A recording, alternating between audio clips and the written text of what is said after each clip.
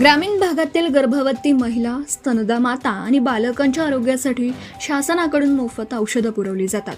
मात्र निलंगा तालुक्यात या योजनांचा अक्षरशः बट्ट्याबोळ झाल्याचा धक्कादायक वास्तव समोर आले.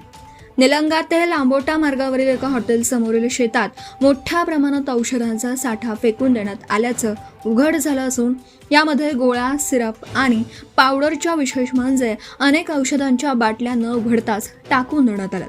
काही औषधं अर्धवट जळालेल्या अवस्थेत आढळली आहेत. औषधं जाळून पुरावा नष्ट करण्याचा प्रयत्न झाल्याचा संशय व्यक्त केला जातो. कुपोषणमुक्त महाराष्ट्रासाठी कोट्यावधींचा निधी खर्च होत असताना संबंधित यंत्रणेच्या निष्काळजीपणामुळे ही औषधं लाभार्थीपर्यंत पोहोचलीच नाहीत. ही औषधं अंगणवाड्यांची आहेत की आरोग्य विभागाची याचा तपास अद्याप लागलेला नाही. या प्रकरणाची सखोल चौकशी करून दोषींवर कठोर कारवाई करण्याची मागणी नागरिकांमधून होतीये. मास्टर माइंड समोर येण्याची शक्यता.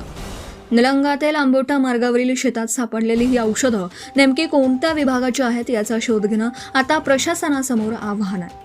अंगणवाड्यांमार्फत दिली जाणारी औषधं की प्राथमिक आरोग्य केंद्रांचा हा साठा आहे हे अद्याप स्पष्ट झालेलं नाही. या साठ्याचा बॅच नंबर आणि पुरवठा साखळी तपासल्यास यामागील मास्टर माइंड समोर येण्याची शक्यता आहे. Subscribe now and press the bell icon. Never miss an update.